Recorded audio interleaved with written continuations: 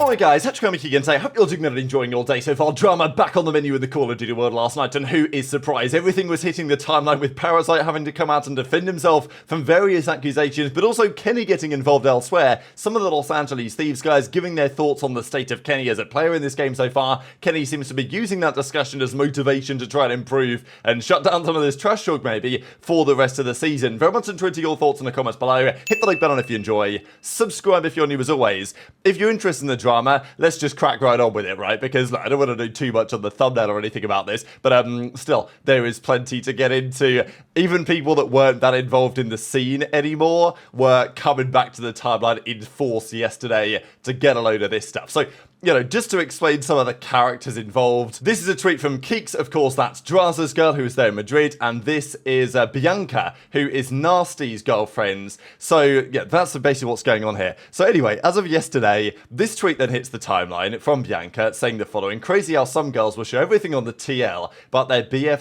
tell their BFs who they can and cannot follow. Double standard. So, I don't know who this tweet was talking about. Obviously, I don't really care. But what we do have is everything kicks off. So this tweet then gets deleted, but this Belle is in the replies. Now, Belle has probably been best known on Twitter in recent months for leading the tirade against Alleycat. If Alleycat does anything controversial, Belle's there talking about it. Maybe that's fair, maybe that's not, whatever. So anyway, I'm not going to read through these tweets. You can feel free to do exactly that. But Belle and Bianca have a bit of a back and forth, even to such an extent that Belle seems to imply that, you know, look forward to Dallas, because I think, yeah, she says this at the end: don't worry, I'll see you in March. I think obviously March is the Dallas event. So, yeah, I don't know. We'll see how that one goes. The cameras will be ready, I imagine. But then we had this very long thread, and it ended here, but we'll start at the top. A lot of these tweets got deleted.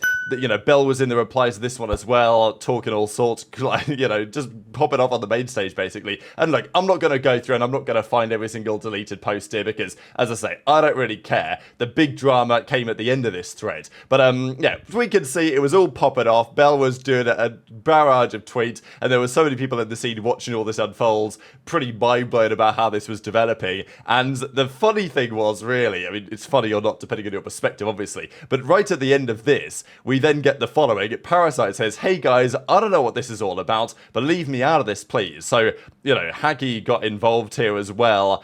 I mean, look, you guys can feel free to interpret it as you like. But Parasite gets involved and says, me and Banker have always been friends, that is it. And then Belle says this: I didn't forget about you in my DM when I was 15 or 16. Don't worry, Haggy. So then it obviously absolutely blows up, right? People were quote tweeting it, going crazy. I mean, like, you know, CDL Hater Central, of course, had a banger to put out on the timeline. And look, at the end of the day, these are totally unsubstantiated allegations with no evidence attached. There isn't really that much more to say on it, I would say. Like, at the end of the day, you know, she says that Haggy was messing in a Parasite when she was underage.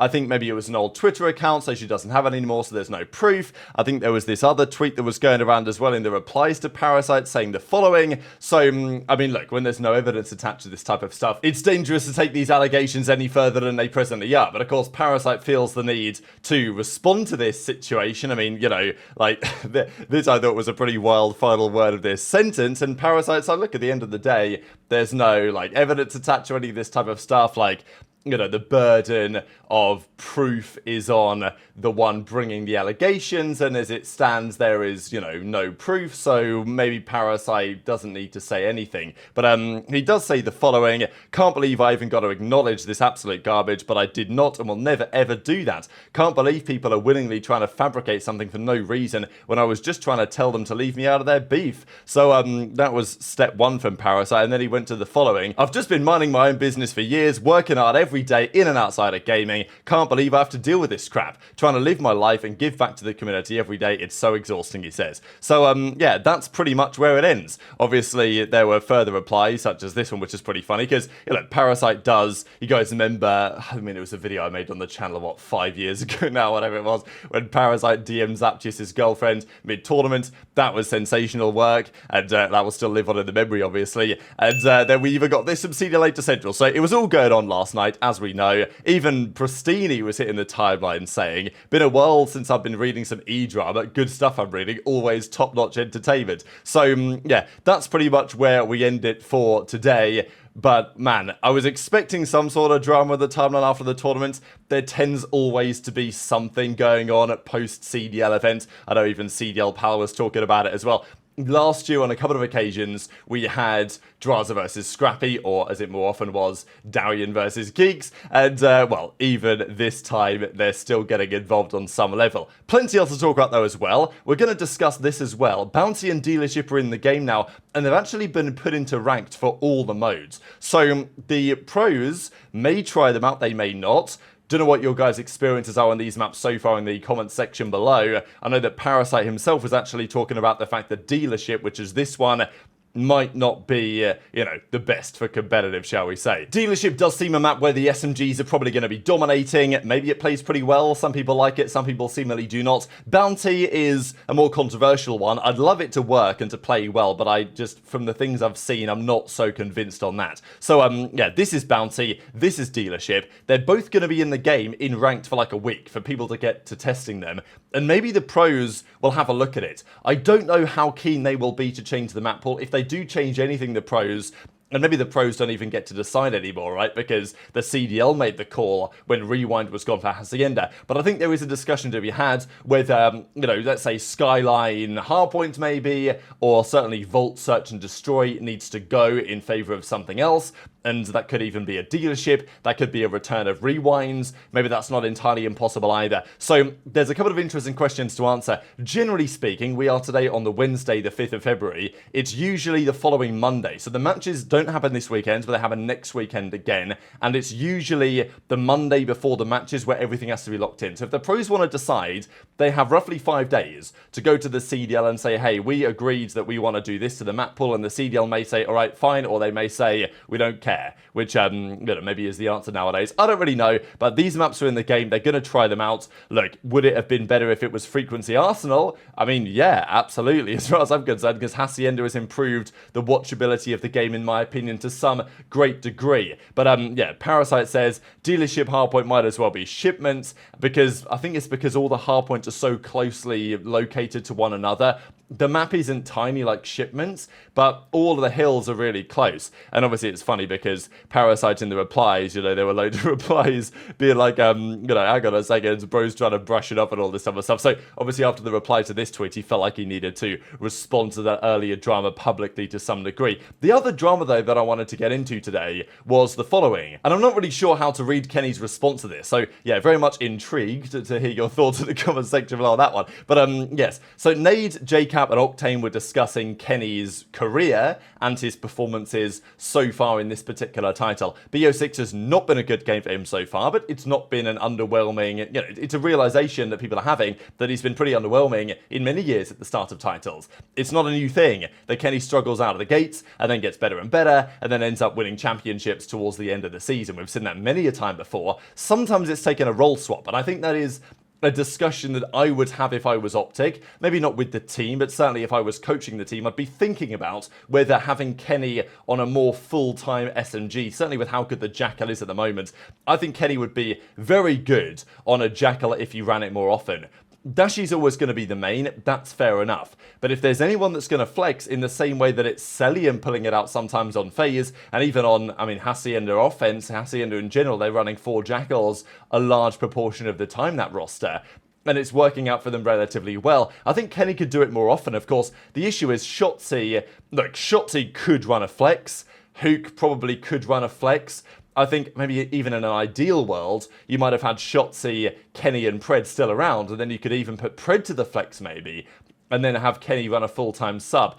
With the Shotzzy-Huke dynamic, that might be difficult to accomplish, the meta might change, but it's something that I would be keeping in the back of my mind if I was coaching the OpTic team, is to say, okay, maybe we could consider putting Kenny elsewhere. But we know that his, you know, we know what he does in terms of bringing into the team environment, and he's the winningest player in the CDL era for a very good reason, but it doesn't mean that his individual level has been good this year. The 16 straight deaths on Skyline against Miami to lose on the map was not pretty at all. So JCap was saying that, you know, Kenny's at risk of going down the JCap career arc where his individual level drops off, and his team still do quite well, but he's not the player that he used to be. And then Octane and Nadeshot, I don't actually think they're roasting him. I think they're kind of giving him some credit and saying, look, yeah, he's not always the best player all the time, but he does tend to deliver when it really matters. So I think on some level, Nade and Octane are kind of defending Kenny, but Kenny's reaction to it kind of felt like he read it somewhat differently. Not gonna lie, bro. I think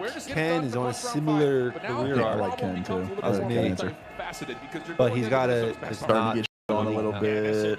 See, I don't think what Ken's doing right now is all that different than what he did when he was on our team. Ken's going to have moments where he doesn't look like the best player in the lobby, but then he's going to have an event or two throughout the year where he looks like he's the best player in the game. Yeah, but all I needed Ken to do was shoot straight. Ken this year has been underperforming a bit. He's got to... I know, but I think Ken is a streaky player, bro. I mean, you coach him, so I'm not going to tell you, but the Ken that I watched could be really good, but he could also look really bad. But the good outweighed the bad. He is streaky for sure. There would be events where I was literally fucking digging my nails into my fucking skin because I'm like, hey, this guy was the rookie of the fucking year last year. What's going on here?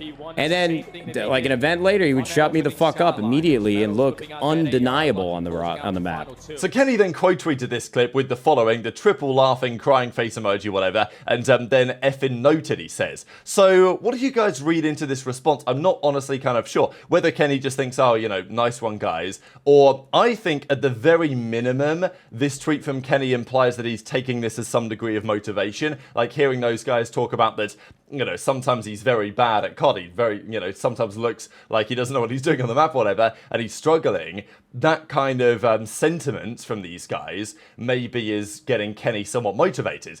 Equally, Kenny may be saying that he doesn't think, you know, these guys know what they're talking about type thing, and maybe he felt like they were roasting him to some degree. And obviously they kind of were. I mean, when Nadeshot says, like, sometimes he's very good, sometimes he's very bad, like, you know, as a multiple event winner, 2-time world champion, Kenny might feel like that was a little bit disrespectful, I don't know. But I think that Nadeshot wasn't really roasting him. My read was that it was more defending Kenny's poor performance at the moment, and that may change going forwards. But maybe Kenny doesn't really buy it. Maybe he is, you know, happy to prove these guys wrong at some point. I think that the bottom line is, for me listening to the clip, is that for sure Kenny will be using this clip as some degree of motivation to prove these guys wrong, maybe. But yeah, intrigued to your perspective in the comments below. Kenny's not been especially good so far at this game.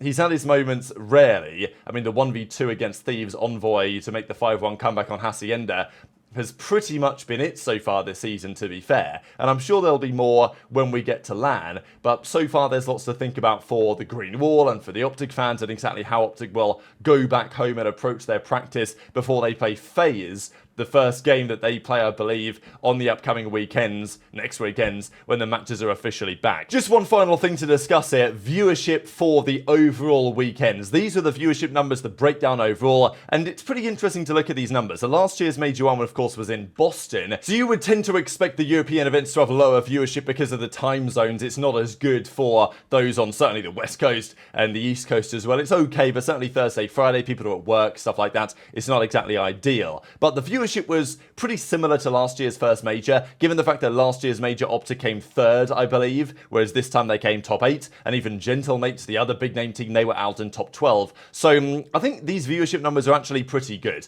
I mean, it was down at peak viewership 5% from last year, down at average viewership 8% from last year, which is, you know, significant, but nothing that you wouldn't maybe expect from time zones. Added into the fact that OpTic didn't make a deep run, and that Gentlemates didn't make a deep run either, okay, maybe there were people hoping the Grand Finals might have got more viewers, and that maybe is fair enough. But equally, I think that the CDL will look at these numbers and say, you know what, for a European event, given the circumstances, that's pretty good going, and hopefully it will inspire more confidence in running similar events than this going into the future as well. And we've got to talk about OpTic Gentlemates, because that was a matchup for last place, and it topped out the numbers in terms of peak viewers at nearly 235,000 across all the various broadcasts. These two teams, and that was a Friday. Like, imagine a world where OpTic and Gentlemates are playing the Grand Finals on a Sunday.